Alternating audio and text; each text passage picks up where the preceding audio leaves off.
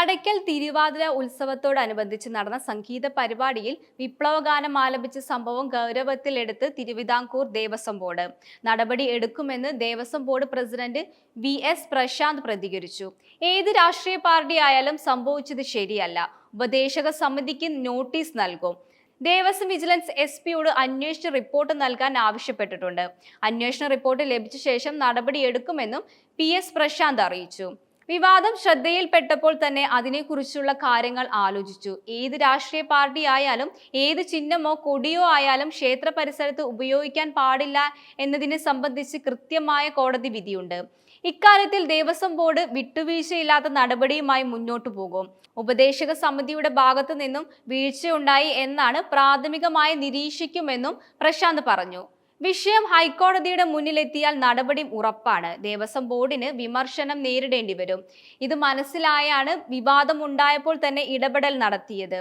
ഉപദേശ സമിതി വിശദീകരണം നൽകാൻ തീരുമാനിച്ചിട്ടുണ്ട്. അതുമായി ബന്ധപ്പെട്ട് SP വിജിലൻസിന് അന്വേഷണത്തിനും ചുമതല ഏർപ്പെടുത്തിയിട്ടുണ്ട്.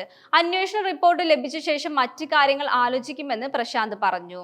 സംഗീത പരിപാടിയിൽ CPM-ന്റെ പ്രചാരണ ഗാനങ്ങളും വിപ്ലവ ഗാനങ്ങളും പാടിയതാണ് വിവാദവുമായി മാറിയത്. DYFI കൊടികളുടെയും തിരഞ്ഞെടുപ്പ് ചിഹ്നത്തിന്റെയും പശ്ചാത്തലത്തിലാണ് പാർട്ടി പ്രചാരണ ഗാനങ്ങൾ പാടിയത്. ഇതെല്ലാം ഹൈക്കോടതി ക്ഷേത്ര പരിസരത്ത് നിരോധിച്ചതാണ്. ഗസൽ ഗായകനായ അലോഷി ആദത്തിന്റെ നേതൃത്വത്തിലായിരുന്നു പരിപാടി. സ്വാശ്രയ കോളേജിനെതിരായ സമരത്തിനിടെ കൂത്തുപറമ്പ് വെടിവെപ്പിൽ പരിക്കേറ്റ് ജീവിക്കുന്ന രക്തസാക്ഷി എന്ന വിശേഷിപ്പിക്കപ്പെട്ട പുഷ്പനെ കുറിച്ചുള്ള പാട്ടുകളടക്കമാണ് പാടിയത്. കടയ്ക്കൽ തിരുവാതിരയുടെ 9ാം ദിനമായിരുന്നു ഇതെല്ലാം. കാണികൾ ആവശ്യപ്പെട്ടത് പ്രകാരമാണ് പാട്ടുകൾ പാടിയതെന്ന് ഉത്സവ കമ്മിറ്റി ഭാരവാഹികൾ നൽകിയ വിശദീകരണം. കടയ്ക്കൽ തിരുവാതിര ഉത്സവത്തിനിടെ ക്ഷേത്രാങ്കണത്തിൽ പതാക ഉയർത്തി രക്തസാക്ഷികൾക്ക് വേണ്ടി ഗാനമാലാപനം നടത്തിയ CPM DYFI-കാർക്ക് നൽകുന്ന സൂചന നിസ്സാരമായി കാണേണ്ടതില്ലെന്നും BJP ഈസ്റ്റ് ജില്ലാ അധ്യക്ഷൻ രാജീവ് പ്രസാദ് പ്രതികരിച്ചു. ആർക്കും കയറി കൊട്ടാവുന്ന ചെണ്ടയല്ല ഹൈന്ദവ സമൂഹം.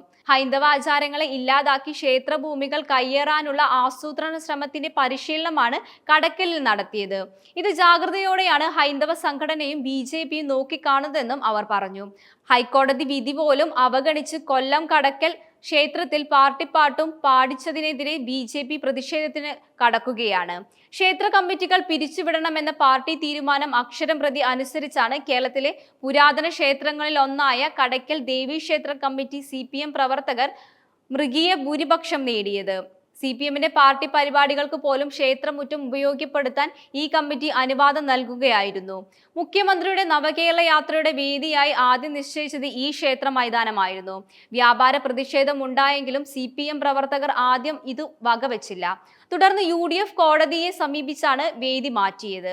അന്നത്തെ രാഷ്ട്രീയ പരാജയം ഇപ്പോൾ തിരുവാതിര ഉത്സവത്തിന് CPM തീർത്തു.